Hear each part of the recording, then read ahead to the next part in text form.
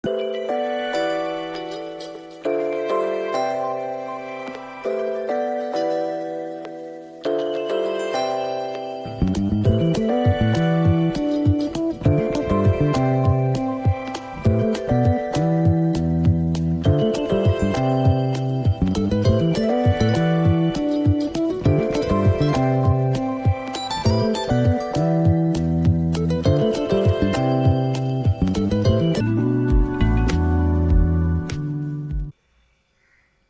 అండి, నమస్తే. నా పేరు Anu. Welcome to my channel nature gardener. మీరు ఎవరైనా మన ఛానల్ ఫస్ట్ టైం వస్తే ప్లీజ్ సబ్స్క్రైబ్ చేసుకోండి. సబ్స్క్రైబ్ చేసుకుని పక్కనే ఉన్న బెల్ ఐకాన్ ప్రెస్ చేయండి. అప్పుడు నేను పెట్టిన వీడియోలన్నీ మీకు వెంటనే నోటిఫికేషన్ వచ్చేస్తున్నాయండి. అలాగే ఈరోజు వీడియోని స్కిప్ చేయకుండా చూడండి. స్కిప్ చేయకుండా చూడడం. ఈరోజు ముందుగా కొన్ని మొక్కలు చూద్దామండి. చాలామంది అడుగుతున్నారు ఈ మొక్కల గురించి, అందుకని ప్రత్యేకంగా చూపిస్తున్నాను. ఇది బిళ్ళగన్నేరండి. మనం హైబ్రిడ్ బిళ్ళగన్నేరు అని చెప్పి నేను హ్యాంగింగ్ బాస్కెట్లో వేసి బాల్కనీలో పెట్టి చూపించాను దాన్ని. ఆ మొక్క చూపించట్లేదని అడుగుతున్నారు కాబట్టి ఆ మొక్క చూపిస్తున్నానండి. దాన్ని తీసుకొచ్చి ఎండ సరిపోవట్లేదని చెప్పేసి నేను పైన వేసేసానండి దాన్ని. చాలా బాగుంది. అలాగే స్వీట్ లైమ్ గురించి కూడా అడిగారు. చాలా కాయలతో చూపించాను కదా ఇంతకుముందు, అవి ఎలా ఉన్నాయో చూపించమని అడిగారండి. చూడండి, చక్కగా పండుతున్నాయండి. ఒక్కొక్కాయ పండుతుంది. కాయలు అయితే బాగానే కాసేస్తుందండి స్వీట్ లైమ్. మామూలు అంటే దీని టేస్ట్ అంటే అంత మా పిల్లలు నచ్చలేదు, కానీ కాయలు మాత్రం బాగా కాస్తుందండి. కొంచెం తీయగా పుల్లగా ఉన్నట్టుగా ఉంటుంది ఇది. ఎవరైనా కొత్తగా వేసుకోవాలంటే దీని బదులు నిమ్మ మొక్క అయితే బెటర్ ఏమో అని నా ఉద్దేశం అండి. కాకపోతే దీనిలో రిచ్ సి విటమిన్ ఉంటుందంటండి. సి విటమిన్ కోసం అయితే నచ్చిన వాళ్ళు అయితే తినొచ్చండి. సి విటమిన్ బాగా అందుతుంది. టేస్ట్ వైజ్ అయితే ఓకే. దీనికి ఒక కాయ పండి రాలినట్టుందండి. చూద్దాం. అంత మంచి కలర్ వచ్చిన తర్వాత మాత్రమే కోస్తేనే అది మనకు తినడానికి బాగుంటుంది. కొంచెం మాదిరి కలర్ అయితే కనుక అంత పెద్ద బాగోదండి, తినలేని దాన్ని. అలాగే అంజీర్ అండి. అంజీర్ కూడా అడుగుతున్నారు ఎన్ని రోజులకి అంజీర్ పండు అనేది తయారవుతుందని. నేను ఇప్పటి నుంచి దీన్ని గుర్తుపెట్టుకున్నానండి, నోట్ చేస్తున్నాను డేట్ అనేది. అది స్టార్ట్ అయినప్పటి నుంచి అది ఎన్ని రోజులకు పండుద్ది అనేది నేను తర్వాత చెప్తాను నేను. అలాగే ఆల్మండ మొక్క ఒకటి వేసాం కదా మనం. నేను తీసుకొచ్చినప్పుడైతే మొగ్గలతోనే తీసుకొచ్చాను. ఆ ఉన్నంత వరకు, మొగ్గలు ఉన్నంత వరకు పూసిన తర్వాత నుంచి అయితే పూయడం లేదు. దీని గురించి కూడా ఒక వీడియో చేస్తానంటే ఆల్మండ్ ఎంత బాగా పువ్వులు పుయ్యాలంటే ఏం చేయాలనేది. అలాగే ఇంకా కొన్ని మొక్కలంటే దానిమ్మ మొక్క ఒకటండి. ఇది కూడా ఈసారి కూడా పూత వచ్చిందండి. ఈసారైనా నిలుస్తుందో లేదో చూద్దాం. నేను అనుకోవడం మా దానిమ్మ మొక్క పూత నిలవడానికి రీజన్ అంటే కుండీ సరిపోలేదు అనుకుంటున్నానండి. దానికి కొంచెం బలం అనేది ఎక్కువ అవసరం అవుతుంది కదా. నేనైతే చిన్న పెయింటింగ్ బకెట్ ఉంటుంది కదండి, ఒక 20 లీటర్స్ అలా దానిలో వేసానండి. ఒకవేళ బలం సరిపోక అది పిండి నిలవట్లేదేమో అనుకుంటున్నాను. అలాగే డ్రాగన్ ఫ్రూట్ కూడా అడుగుతున్నారు. చూడండి, డ్రాగన్ ఫ్రూట్ చిన్న కుండీల్లో ఉండేది కదా నా దగ్గర, దాన్ని తీసి పెద్ద కుండీలోకి మార్చానండి. మార్చిన తర్వాత బాగానే వస్తుందండి. కొత్తగా వస్తున్నాయి అవి. వాటిని ఏమనాలో, కొమ్మలనాలో ఏమనాలో, కొత్తగా స్టార్ట్ అయినాయండి అన్నీ. బాగానే వస్తుంది. అలాగే వాటర్ లిల్లీ అండి, రెయిన్ లిల్లీ. మునగ మొక్క ఒకటి బాగా కట్ చేసేసాను, చూపించాను కదండి. టోటల్గా కట్ చేసేసాను, అసలు ఒక ఆకు కూడా లేకుండా.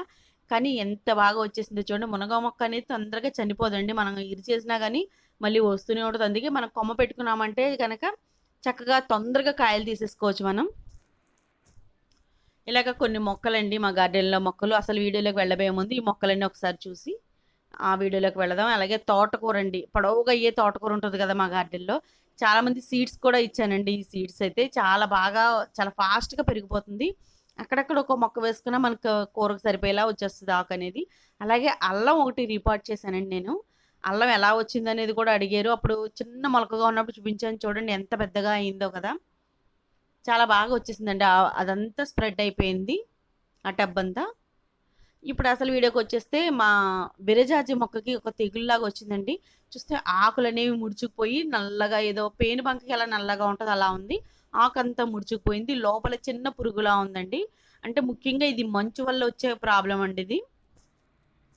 ఈ మంచు కురిసినప్పుడు మాత్రమే ఇటువంటి తెగులు అనేది విరజాజి కానీ, సన్నజాజి కానీ, మల్లె మొక్క కానీ వాటికి ఎక్కువగా వస్తుంది ఈ ప్రాబ్లం అనేది. ఇప్పుడు దీనికి మనం హోమ్మేడ్గా ఏం లిక్విడ్ ఇవ్వాలనేది చూద్దామండి. ఇలా ఆకులన్నీ ముడుచుకుపోయి అలాగే చిగుర్లన్నీ మాడిపోయి అలా అవుతుంది.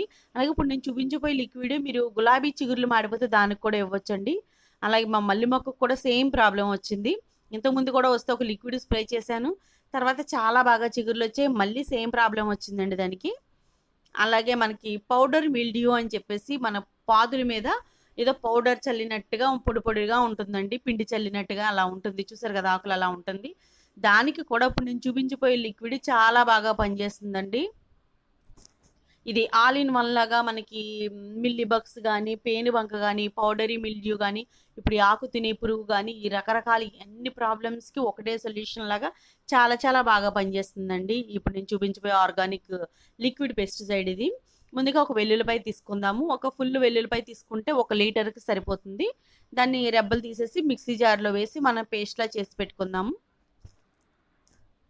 అలాగే 1 లీటర్ వాటర్ తీసుకుని ఆ వాటర్లో ఈ వెల్లుల్లి పేస్ట్ అనేది వేసేసుకుని ఒక పొంగు వచ్చే వరకు మరిగించుకుందాం. ఈ సీజన్లో ఈ లిక్విడ్ చాలా చాలా పనిచేస్తుందండి. ఎందుకు చాలా బాగా పనిచేస్తుంది. ఈ సీజన్లోనే కదా ఎక్కువగా సమస్యలు అనేవి మనకి ఇబ్బంది పడతాయి మొక్కల నుంచి. ఈ లిక్విడ్ మీరు ఏ ప్రాబ్లంకైనా వేసుకోవచ్చండి. చాలా బాగా మంచి రిజల్ట్ వస్తుంది.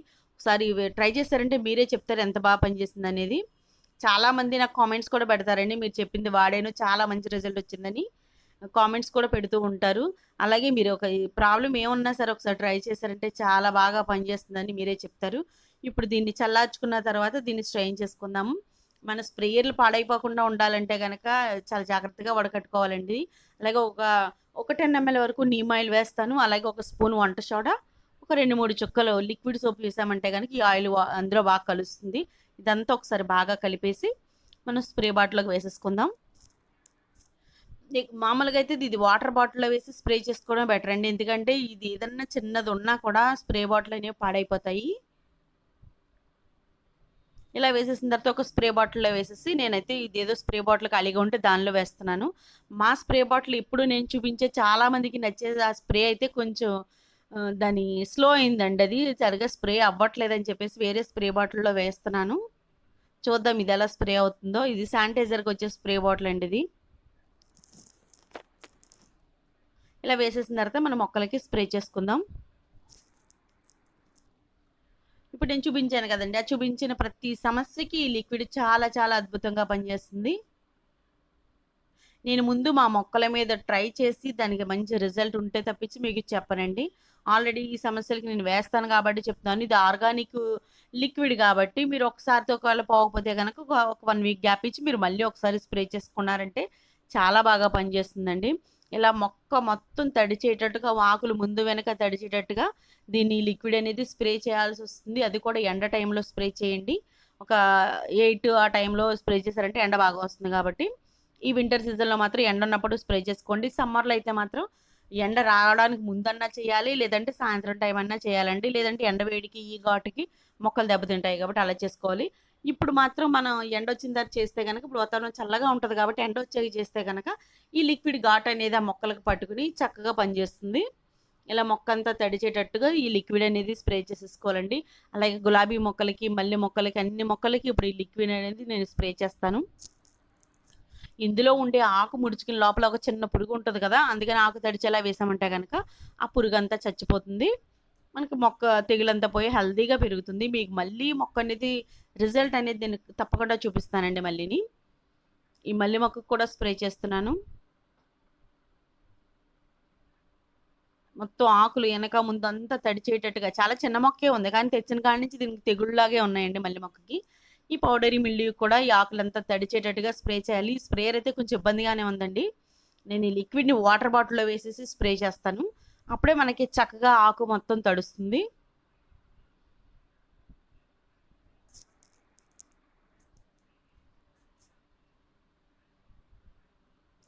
వాటర్ బాటిల్లోకి మార్చేసుకున్నానండి. ఎందుకంటే చాలా ఇబ్బందిగా ఉంది. చాలా చెయ్యి నొప్పి పడుతుంది. సరిగ్గా తడిచినట్టుగా నాకు అనిపించలేదు ఆ లిక్విడ్తో. అందుకని నేను వాటర్ బాటిల్కి హోల్స్ పెట్టేసుకుని ఆ హోల్స్ తోటి మనకి ఇదంతా చక్కగా తడిచిపోతుంది. చెట్టు అంతా లిక్విడ్ అనేది బాగా అందుతుంది మొక్కకి, ఆకు ముందు వెనక అందుతుంది.